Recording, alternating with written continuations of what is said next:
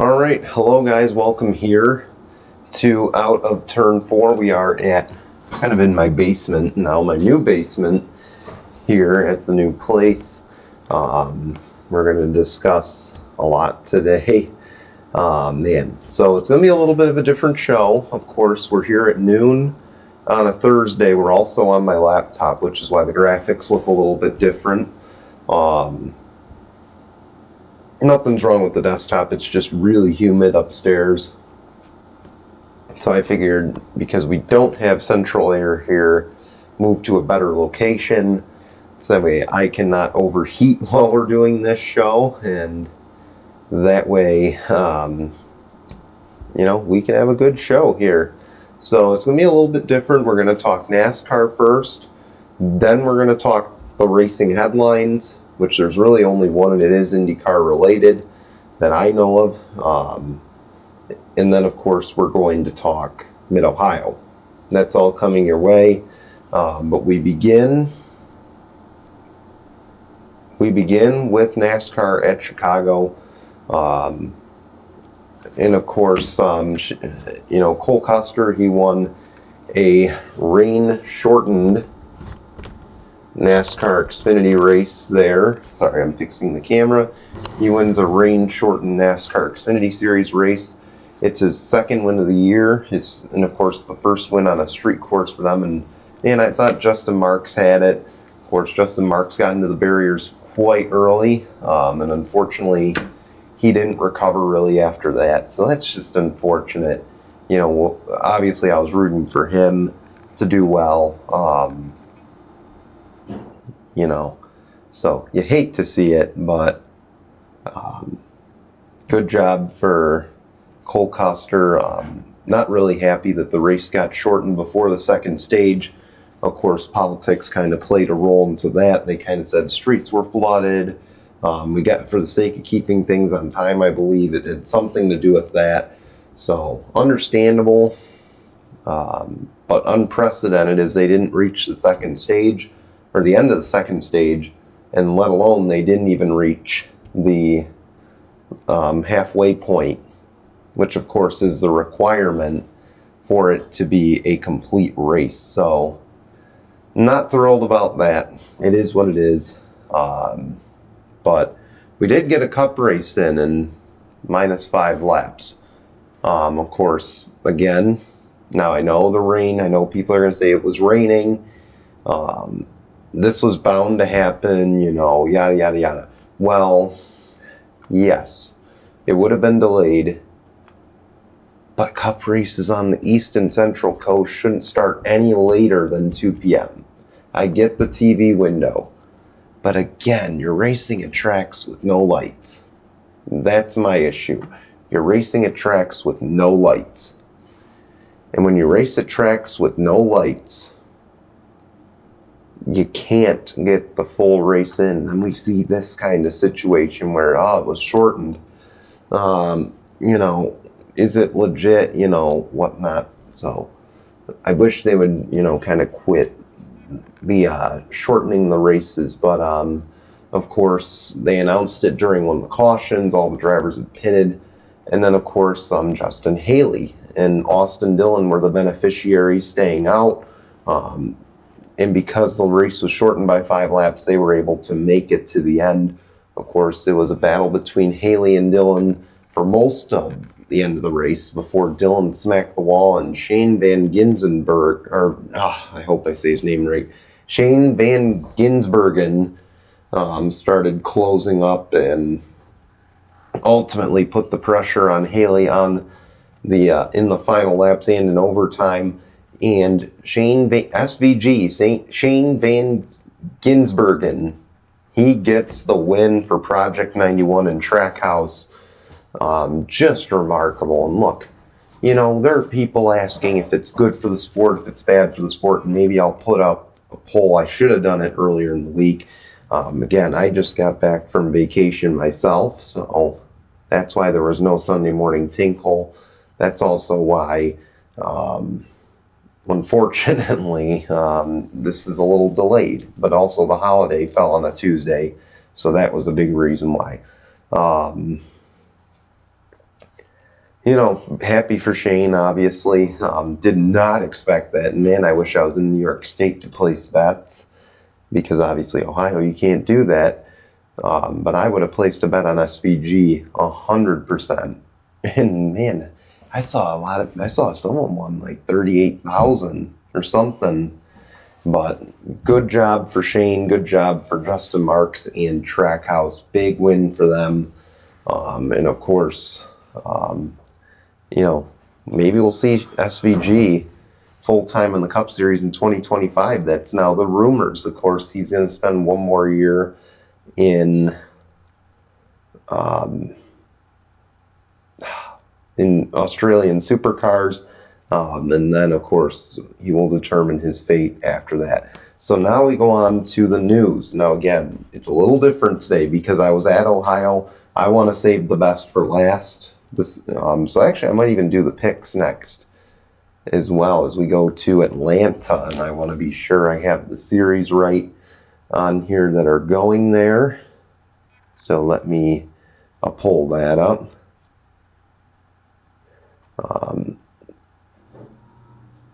But yeah, so of course, the big news is David Malukas. This was announced today, is that David Malukas will be driving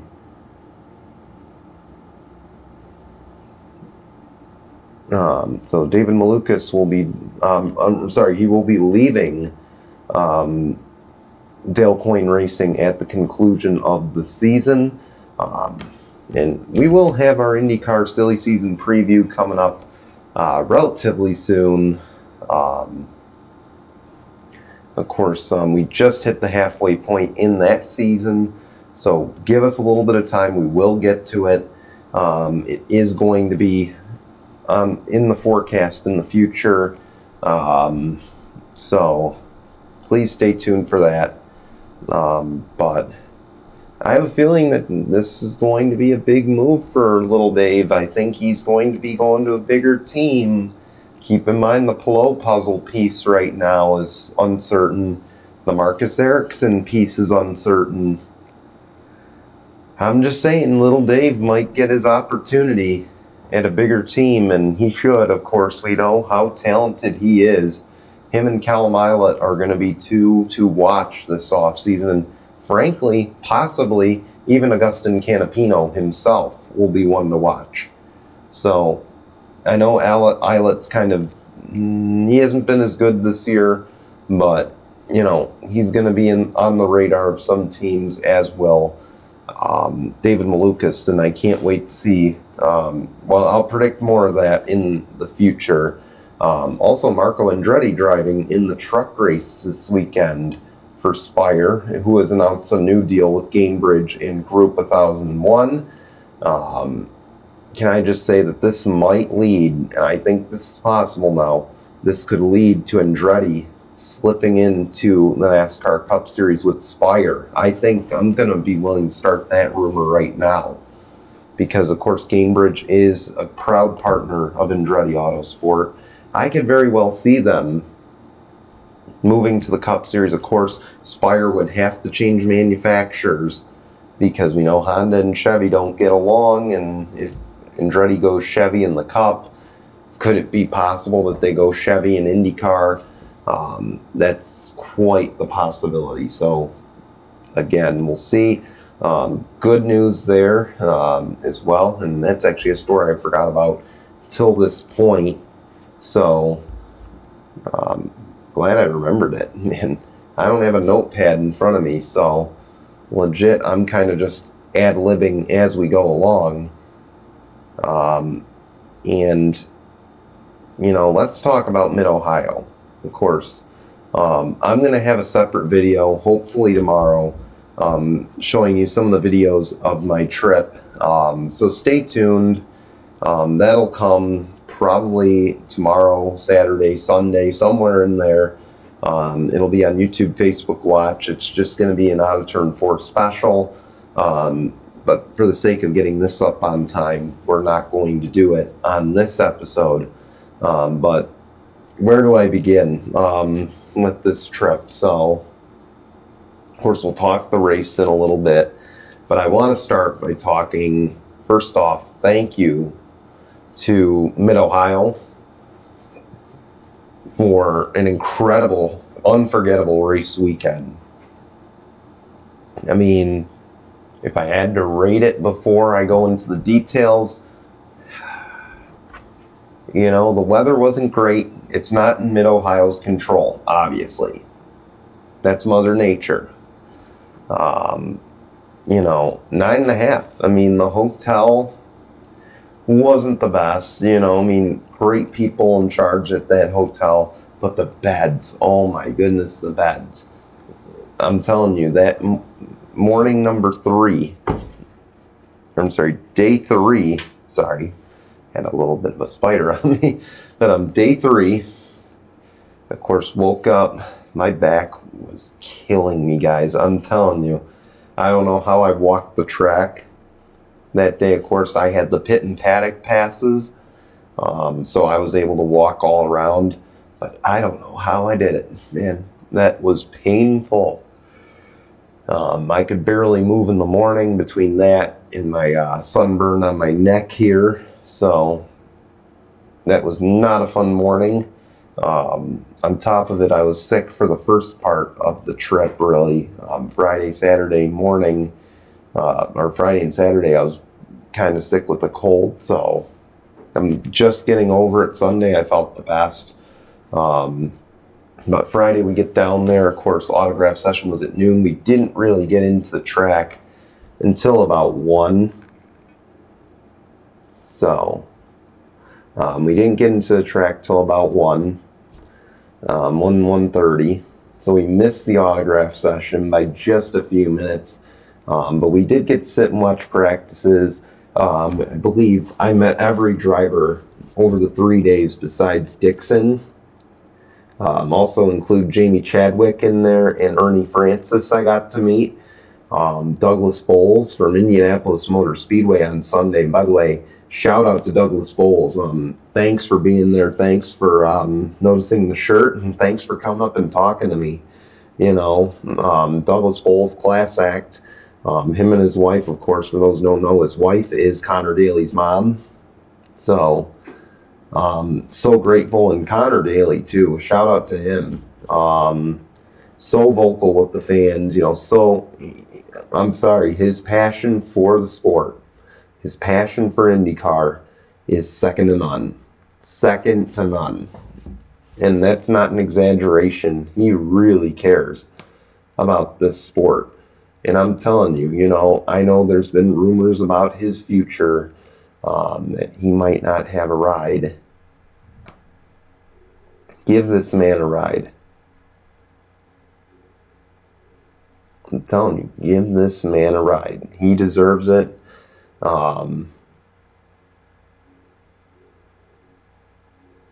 You know, I sure hope he'll get the chance.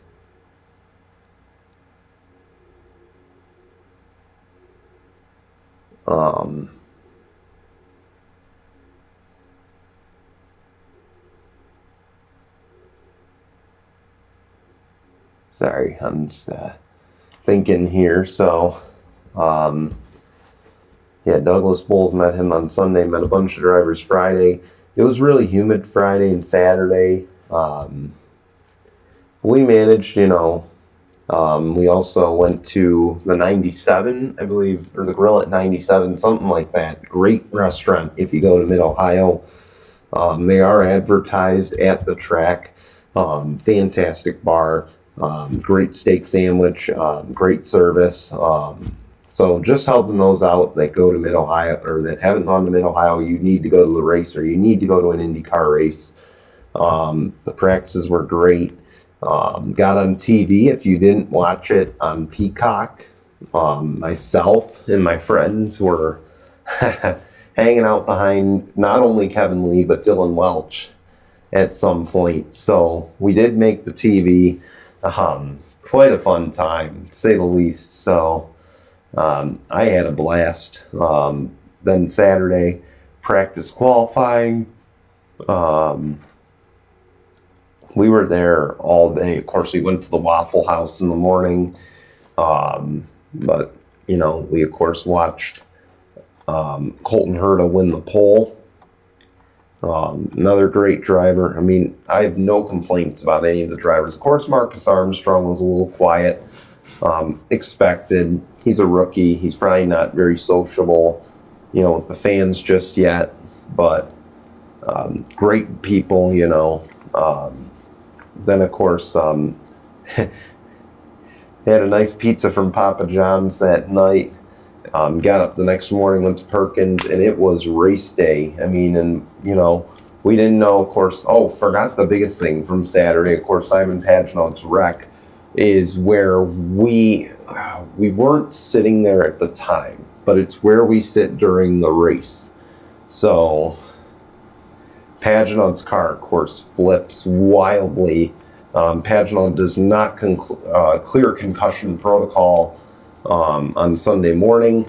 I kind of knew before the press release that Connor Daly was going to drive, because I had talked to the man himself who had said he was going to drive, and not even 20 minutes later, the press release came out. So, again, happy to see Connor Daly race. Hated under these circumstances, but again, I just love the driver. If you don't like Connor Daly, man, I don't know what to tell you. He is a class act. He is so good with the fans. And again, I told you, his passion for this sport is second to none. I don't care, what willpower does for the sport. I don't care what anybody else does. This man has the most passion. And he, again, just for that, I mean, it's good PR. You'd think teams would look at it and say, we need to sign this guy. And I would sure hope that someone steps up and signs him to a contract. But of course, Sunday continues, race day. We make our way up to our seats. Of course, we were in turn 4 and 5. Usually where all the action happens. We made it up just in time for the end of the Indy next race. Of course, Jamie Chadwick, first female top 10 in quite a handful of years, so good for Jamie.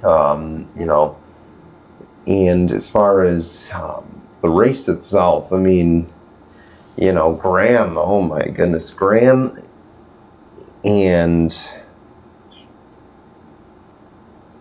Graham just had bad luck. So did Colton. Pit penalties and stuff. Of course, the track was slick leading into this. We thought we were going to have a wet weather race. It dried up. The sun came out literally, and I mean literally, as the race was starting. But they started on slicks. Of course, Pelot kind of killed him in the pits, and he just never looked back from that point. He goes on to win. It's his, 4th win in 5 races. The man's already practically locked up the title without officially locking up the title. But I do want to talk a little bit about Benjamin Peterson, because I feel like this needs to be addressed, of course. Ben got a little bit of heat for blocking for his teammate. Leaders were not happy. I know Andretti and a few other teams went up to AJ Foyt during the race, or his strategist asked him, hey, can you please have your driver move over? We're battling for positions here. We're all log jammed. Spotter, strategist all said no. We're not telling our driver to move out of the way. Not justified. I'm sorry, I get you want to race to, not allow guys to pass you and stuff, but they're faster than you. They're battling for something. You're not. Just get out of the way. Santino, I guess he was blocking for his teammate.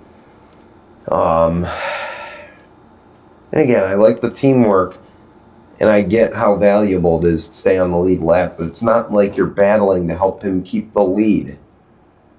If you were battling to help him keep the lead, I would have totally understood why you'd be blocking.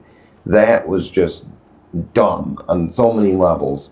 And, he's a rookie who's got to make a name for himself here.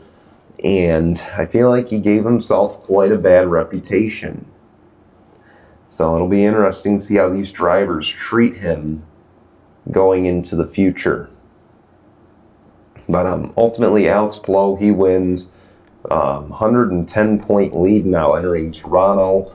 And again, you know, just a 9.5 out of 10. I mean, the weather, the hotel bed, those were really the only complaints. If you ever get a chance to go to Mid-Ohio, I'm sorry if I'm shifting a lot, my back's still bothering me from the trip, but if you guys ever get a chance to go to Mid-Ohio, do it. I'm telling you, it's a great race weekend, great atmosphere, so many good restaurants around there, and just, again, so much access. And you'll see it when I do get this video out, hopefully, in the future, or hopefully in the coming days. So, just remarkable. I can't say enough, you know, thanks to Mid-Ohio, thanks to the drivers, thanks to IndyCar for going there. I wish you'd come up here to the Northeast so I wouldn't have to drive to Ohio, but hey, the drive was well worth it. I was not disappointed. You know, and again, best open wheel racing league in the world, and best open wheel series, you know, best racing series, best racing product in the world. So much better than the NASCAR experience. So much better. So I can't say that enough, and I can't say thanks enough to just everybody who put on that event. And thanks again, shout out to Doug Bowles and IMS President Doug Bowles. So great to meet you. Glad, you know, you were at the race, and glad your stepson got to race despite the overwhelming negative circumstances with Simon being hurt. And obviously we hope to see Simon back in the car at Toronto. Sorry, my computer's kind of glitching out. So I'm going to finish this up with the race picks. Truck Series at Mid-Ohio. I'm going to pick Hochevar. I think Carson Hochevar will get the job done. It seems like he's heating up. Now, I think Zane Smith's going to give him a run for the money, though. But I'm going to go with Hochevar. I think he gets the job done. Xfinity Series. I believe they are racing this weekend, too. Let me just verify they are. Justin Haley's in the 10, Ty Gibbs in the 19. I'm going to go with hometown boy Austin Hill, though. I think he will get the job done in Atlanta. And then the Cup Series at Trashlana. You know, we got 37 entries. I'm going to go with Ross. Or I'm sorry, I'm going to go with Chase Elliott. I think Chase Elliott will win his way in this weekend. He'll go back-to-back. So Chase Elliott's my pick this weekend for the Cup Series at Atlanta. Thanks for joining us for a little bit of a later released episode. Again, for those who don't know, I announced this last week that this episode would air today at 5, or today at 12 instead of Tuesday at 5. We will be back to our normal slot next Tuesday. So it's just for this week because of the holiday, because of everything else. So thanks again for watching, and we'll see you back here next week. Till then, bye everyone.